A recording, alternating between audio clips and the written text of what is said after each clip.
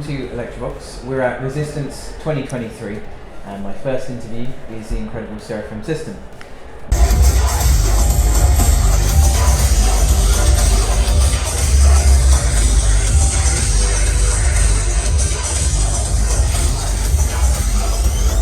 Now, I first saw him in 2016 Resistance, which was my first Resistance, and this guy is one of the most talented individuals on the planet, can turn any music genre into an industrial piece of gold.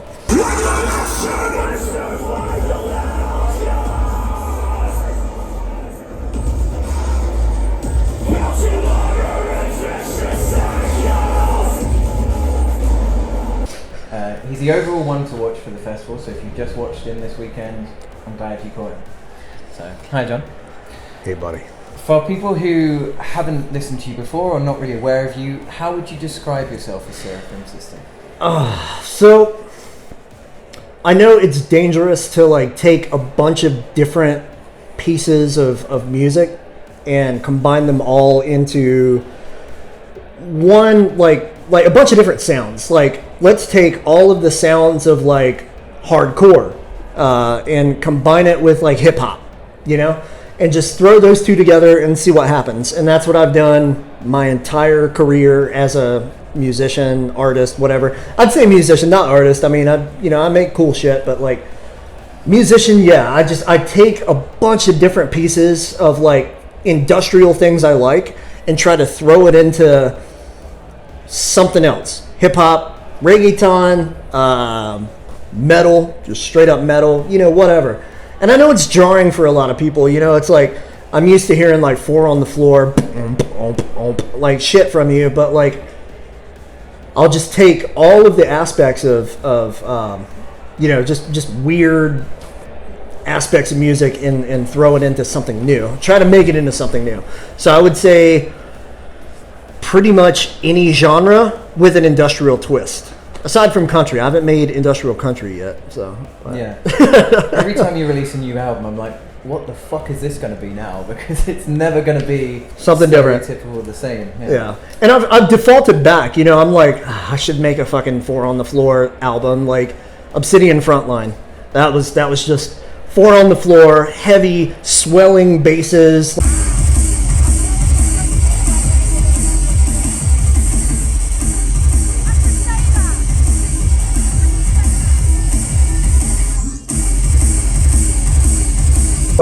Dance atmosphere, shit like that, and I'm like, okay, cool, I made that.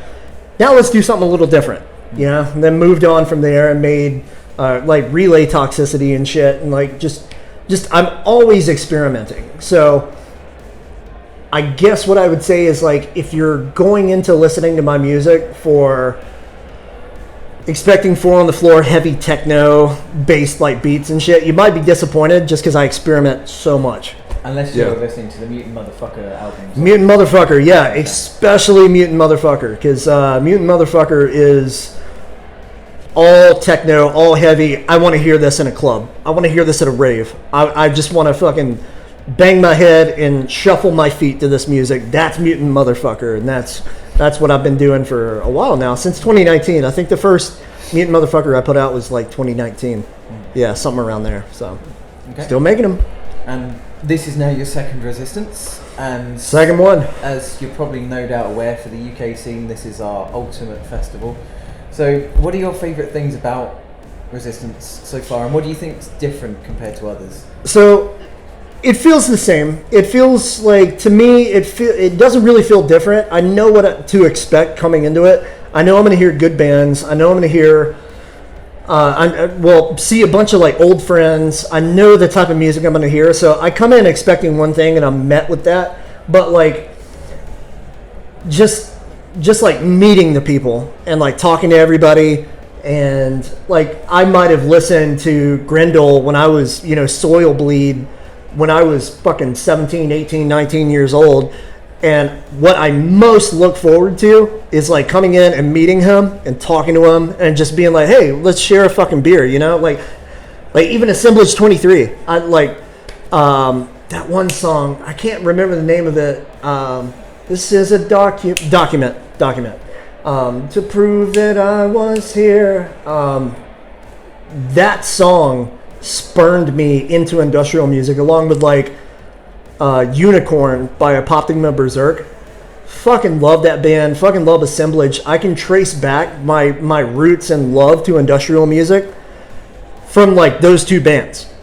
And like being here with them, sharing the same fucking stage, hanging out with them, like talking, being like, look, dude, like you made an impactful thing on my life. I appreciate that. You know, like that's what I most look forward to coming to Resistance. But as far as expectations, yeah, it's everything I expect. Everybody's having a good time. We're drinking some fucking wine. We got some liquor, some party liquor, some goddamn Jack Daniels. I mean, not in here. This is just straight up wine. This is just a Merlot. So, you want some? I'm good. You good? Yeah. But on that subject of sort of roots, so yeah, Elektro Vox for me personally was something that I did in a spur of the moment mania. Sure. I didn't really know what to do with it. I'd reviewed one festival in Germany. And then I thought, okay, well, who the fuck do I know in the scene? And obviously, you and I got along really well from Master Resistance. So John was the first person I approached for a text interview. And it just so happened that him and Daniel Gray said yes at the same time. And there's Elektro Vox. Another good buddy of mine. If you had said no, then I probably may not have bothered with Elektro Vox. Thank you very much, John. Yeah, it's quite a big part of what I do now. So thank you ever so much. Can I give you a hug? You can. I love you, buddy. It's going to sound awful on the microphone, but... I said, I love you, buddy. I said, I love you, buddy. That's what I told you. Oh, thank you, man. I appreciate that shit, man. That's good. So, what has been your happiest moment as Seraphim Systems? Happiest moment? Honestly, tonight. Honestly, today. Last festival went off without a hitch. Totally fine. I get up, I play my music, do everything. Right now, I just came from the dressing room that I've got and walked through, and everybody is just telling me, like, dude, you fucking killed it. I appreciate it. And, like, it's hard as, like, a musician, as an artist, to, like, feel like you're making a difference or, like, you're making, like, a positive impact on someone's life, you know? I take these thoughts in my head, I turn them into something tangible that you can listen to. And there's just a lot of doubt that's associated with, like, being a musician, being an artist, whatever. But, like, meeting these people and them telling me, dude, you fucking killed it, that's the best thing that I could have expected from, like, this festival. That's and like, the most memorable moment is not one moment, but, like, a series of people being like, dude, that was fucking awesome. And I appreciate that so much. Yeah, I mean, have you had any particular touching fan moments that have really made this all worthwhile for you? Yeah, actually last night I was at a bar and I hit my buddy up, Jan Lostrauer or something like that. He's a German kid. Antibody. That's him? Antibody, yeah. Antibody, yeah. Well, he came up, he was messaging me on Facebook, and I was like, yeah, I'm at this bar or whatever. And then he came in and, like, we shared a couple drinks and started talking. He was like, you know, I'm not going to do a German accent to, like, insult anybody or anything, but he was like, dude, I've listened to you since I was, like, 14. You know, like, I fucking love your music. And that's one thing that, like, I've never really considered and appreciated. Because, like I said, like I told you when I was talking to you that one night, I was like, I originally got into making music as to do something I was good at, but to make money. You know, and when I'm not making money, not making that much, and, like, I've still got to take a second job to, like, keep the fucking lights on and the air conditioning on, you know, like, you feel defeated. But, like, moments like that where he comes up and he's like, yeah, like, I've listened to you since I was 14. I fucking love everything you've ever done. You can't buy a drug to give you that feeling. You can't put a price on that. It's completing, I guess you'd say, as, like, an artist. It's just fucking completing as an artist. And but you, man, fucking A. I just want to take a moment to tell you, I appreciate so much what you do for the fucking scene.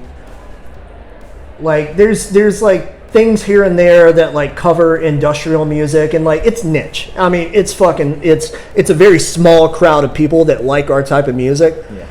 But your dedication to, like, doing shit like this is astounding, and I love it, and I appreciate you even more for it. Yeah. You know, my heterosexual life mate. Thank you so much. All right.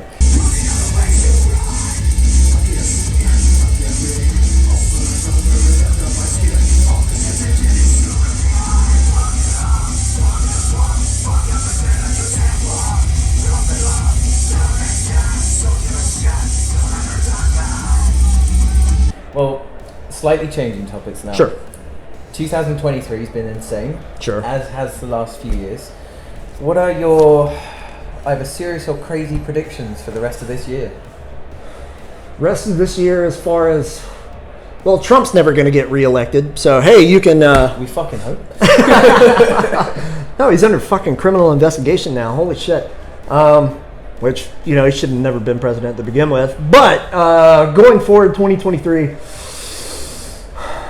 I want flying cars, man. I want flying cars. Instead of driving on roads, I want to get in my car and fly to where I work. I fucking love that. I also, I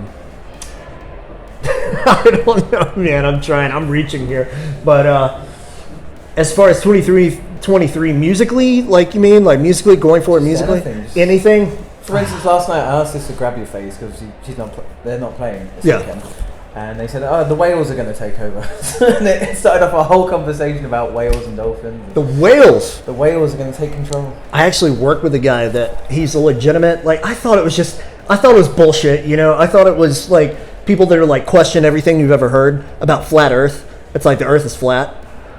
You know? Like, at first, I thought, like, flat earther was, like, somebody that just said that. Like, hey, like, question everything you've been told before, right? This dude legitimately believes the earth is flat. Yeah. You know? Oh, we know. So, and he also believes that there's like pyramids buried beneath the ice in Antarctica. Like there's like old Egyptian pyramids, something weird shit. So I don't know what to expect from 2023. Maybe anything's possible. Maybe I should subscribe to these wild conspiracy theories. I don't fucking know. But and if you were president for a day, or even a month, enough time to do some shit, what would you do? Healthcare. No questions asked, healthcare. That is a universal right. Everyone should have it. Everyone should be able to go to the doctor if they've had a fucking heart attack, and it shouldn't cost them $35,000 to fucking deal with a heart attack. Fuck that. That's one thing I appreciate about European countries is like, if you're sick and you don't feel good and you go to the doctor, it's okay. In America, if you don't have health insurance, that's a fucking debit that's going to hit you for, you know, maybe tens of thousands of dollars. So me personally, if I was president for a day, I'd be like, universal health care. I think that's what Obama did. We have Obamacare, which is like, it's all right, but that's the first thing I would do. And also, I would make it mandatory that Fridays would be goth butts in fishnets day. Every single Friday. Goth butts and fishnets. Oh, yeah. Because I want to see that. Everybody else wants to see that. You want to see that, right? Everyone can agree, yeah. Everyone can agree on that. Goth butts in fishnets Friday. From my lips to God's ears. Make it be so. All right. And if you could choose the 3 headline acts for your dream festival, who would they be? Now you're really putting me on the spot. I've got to think about this one. First thing that comes to my mind. You want me to come back to it? Assemblage 23. Okay. Yeah. Which, playing tonight, you know, yeah. Playing the night. Perfect. Assemblage 23. I would want to see Death Grips right after that. Death Grips 100% coming on, but those guys, like, they don't do TV. They don't do a whole lot of shows. Sorry, if I just spit on you. They don't do TV. They don't do a whole lot of shows. Death Grips, and probably third would be, what's that guy's name from Twilight? Robert Pattinson. Yeah, him playing a guitar on stage. That would be my headliner. Just as Batman, though. As Batman, yes, yeah. Have you heard his music? No. It's not bad. Like, he plays acoustic guitar on, like, some shit. He's got these songs. One of them's called It's All On You.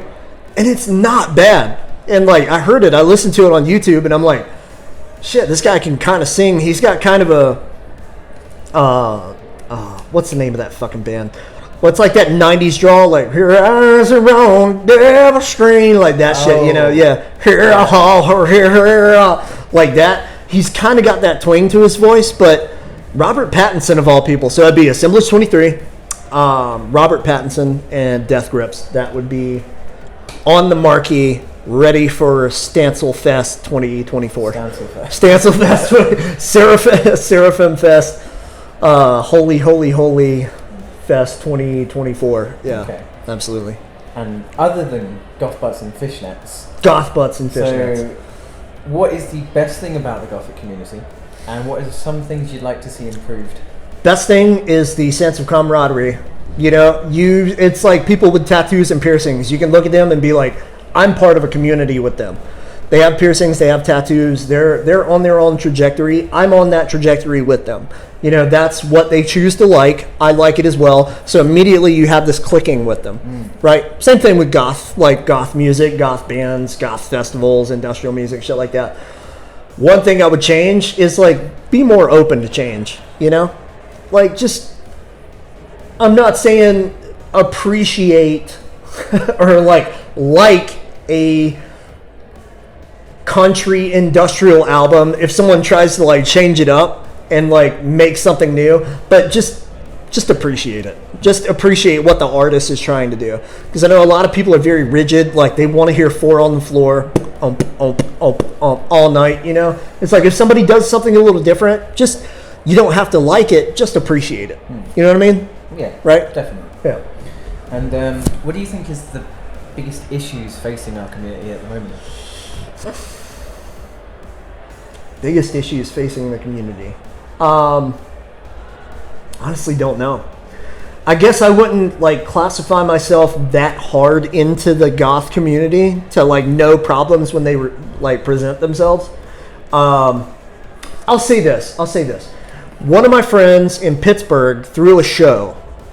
Right? He threw this like industrial show in Pittsburgh, and they emailed him, like certain people emailed him and was like, can it not be at a gay club? Yeah. You know, like, do you have to like put the show on at a gay club? You know, so I'd say that's a big fucking issue there. Like, who gives a shit? Nobody's gonna try to jump your bones. I'm gonna try to jump your bones tonight, and if you want to, you know, let's fucking talk. But yeah, like, who gives a shit? It's at a gay club. Yeah. Like, this should be music you appreciate, you are into, you have a sense of camaraderie, people that respect the same type of sound as you do. Like, who gives a shit if it's at a fucking gay club? Yeah. Like, that's one thing that I would change or address. Like, just fucking grow up. Yeah. Just grow the fuck up. A few years ago, actually, we had Three Teeth play in Heaven, which is one of the most famous gay clubs in London. Yeah. And it was one of the heaviest fucking things I've ever seen. So awesome. Doesn't matter, does it? It just doesn't matter. Doesn't give a shit. Yeah, like, yeah, seriously, like, oh, are you sure you want to throw it at a gay club? Like, get the fuck out of here, man. Hey, please don't show up. Please. You know? Okay. And personally, when it comes back to Seraphim System, has there ever been a moment where you nearly gave up? Every fucking day, man. Every fucking day. But shit like this, like shit like being out there and talking to you and talking to everybody else, there's a healthy level of paranoia that you deal with as like an artist. And what I'm doing worth it? Is what I'm doing gonna make a difference? You know?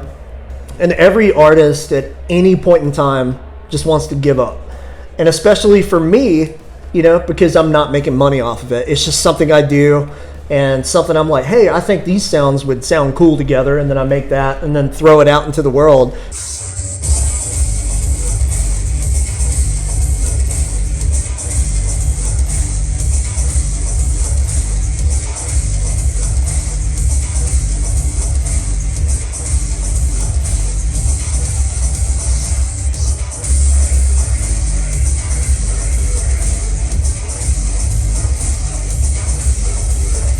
And then I get guys like you, or guys like, you know, I meet tonight. Like Yam last night. Yeah, that's like, dude, I've listened to you since I was 14. Yeah. You know, and I'm like, again, you can't fucking buy a drug that gives you that feeling. You can't put a price on that. But for me, yeah, I gave up fucking 3 times before I rolled my feet out of bed this morning. You know, like, yeah, it's a constant uphill battle. Same thing for going to the gym. You know, when you're at the gym and you're lifting weights and like pumping iron, doing your whole fucking thing, you feel great. But the biggest hurdle is like, should I go to the gym today? I could sit here and order a fucking pizza and, you know, play some video games. I shouldn't go to the gym today. You know, I shouldn't get out of the house. I shouldn't go to the gym. But when you're there, it feels great. It feels fucking awesome. But just getting to that hurdle, you know, and that's just tying that back to like when I feel like giving up. Yeah, I'm like, should I just make a fucking album? Should I made $300 off of this last album, you know, or like something that I made. Like I haven't seen money for a fucking year or so, or it's like every royalty check I get, there's like $8 on it. Like, should I keep doing this? Should I really fucking keep doing this? You know, that's the biggest thing. It's just pushing through that sense of, you know, maybe this isn't the right thing I should do. Maybe this isn't how I should spend my time. And I mean, to help with that, Resistance Festival as well, Infest Festival in the UK are kind of considered the gold standard of how to treat bands. Sure. But what would you say to promoters and even fans to help artists to not give up and just carry on doing what they're doing? If you feel like making something, make it. If you feel like, if you're sitting there at your computer and you open up Ableton or FL Studio or Reason or something like that, and like you just see the blank workspace, just start fucking making something. Like before you can even act, just put down a bass line. Put down like 4 kick drums. Boom, boom, boom, boom. And then like sit there, okay, maybe this would sound good, you know, like just when in doubt, turn the fucking 4x4 out. Just make something. It's like going to the gym. Like I said, going to the gym. Just fucking make something. Just dive right into it. That's fair. But I mean, how could promoters help make things easier for artists? Make things easier for artists. I don't know, man. Everything's been pretty fucking streamlined since I've been here. Like making it easier for artists. Share shit, maybe, on Facebook. It costs you nothing. It costs you nothing to like click on share. Like I put out Mutant Motherfucker 8 or whatever I'm on now, 7, 8, 9, whatever. Just click share. And then somebody out there is going to see that, hear it, and be like, well, hey, like he's playing tonight. Maybe I'll go up there and see it. You know, promoters, like you're a promoter. Fucking promote. Click share. Like, click share. Tell him this band is awesome and like he's from fucking Tallahassee, Florida, and you should come see him because, you know, like you're bringing them all the way out there. You're paying for people to be all the way out there, you know, and that's what I appreciate about you is like your dedication to like, dude, check this fucking band out. They are so good. I have noticed where there have been some live shows in the UK, not by Resistance or Infest, but where they're put on and then nothing's ever shown, because I find out about it like a day or two before the show's on somehow, and then I'm thinking to myself, why the fuck don't I know about this? Click share. Yeah, and then that artist never comes back because like 10 people turned up. Yeah, and then the promoter's like, well, I lost money. It's like, yeah, you're a promoter. Promote. Jesus Christ, like promote. Just click share. That's all it. And like go on Facebook groups like Goths in Sheffield or something. There's a fucking Facebook group for it. If you're a promoter, you need to be blasting that shit out. Hey, this is this dude, Seraphim System. This is this guy, Assemblage 23. He's going to be playing here at this time. Even if it's like not a known act, like Antibody or whatever, or fucking Blink 242, which I'm really looking forward to seeing, by the way. Just between friends, I'm really looking forward to see those guys because growing up as a fucking emo kid, holy shit. Didn't we all? I can't. You were an emo kid? Yeah. You have the swoopy hair? I did have the. I'll show you later. Yeah. You need to show me that right now. But yeah, just fucking click share. I mean, out of this whole interview, it costs you nothing to do so. You don't have to buy the album, but if you click share, it puts it on the eyes of 20 other people that might be into some shit that you're making. So, just click share.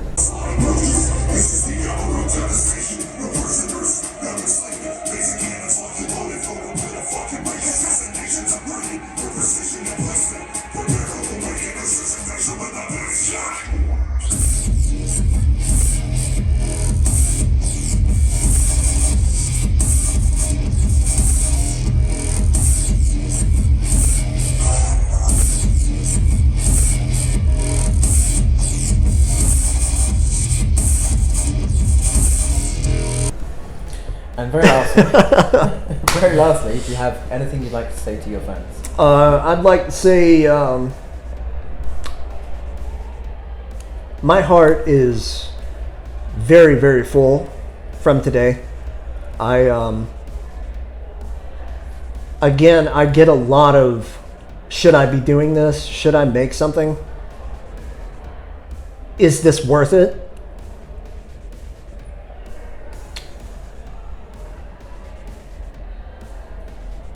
And today, I know that it is. And I appreciate that so fucking much. And just meeting everybody and talking to everybody. That's it's beautiful. Thank you. And that's just what I want to say is thank you, because I do have a lot of doubt. I do have a lot of questions if I should be doing this, and moments like today make it worth it. So thank you. I appreciate that. Thank you, John. As ever. Can I have a hug? Yeah, of course you can. I love you, buddy. Yeah, and I don't fucking joke, but I know I say sometimes that this band's great, but this guy, sometimes in my profession, should we say, some artists come to me and ask, who can I get a remix with? And I've suggested John sometimes, and they've got their remix back within the space of a day, and they've been going, what the fuck, how did this guy do this? This is like the best product. I could never reach this level of production. I'm like, I know. Yeah. So if I hear something, I'm like, this is how it should be. Maybe it's like a trivial little, like I don't even know the fucking words I'm trying to say. Like, I hear it and I'm like, I know what he was trying to do with this. This is how it should be. And then I just fucking go. And then I've got you a remix in a day. So yeah, I mean, there's 4 people in the scene that I would consider to be industrial gods when it comes to talent. So John is one of them, very much so. Jamie Black of ESA, of course. I love him. Scott Fox of Ardentsphere, and then there's Jan. How do you say Jan's name? Frozier? Laustrow or something? No, Oscilloscope, and also. Oh yes. But yeah, John is definitely in the same tier as them. It's just you'll need to go buy his music and listen and stream his music more. Okay. Just go to YouTube and listen to it. That's all. But like, don't buy shit. I've got a job. It's okay. Just appreciate what I'm doing. I'm sorry, I didn't mean to spit on you, buddy. No, it's cool. But yeah, I just took a drink of wine. My mouth's fucking watering right now. So. But yes, thank you ever so much for joining me, and thank you again for watching. Love you guys. Sweet. Elektro Vox.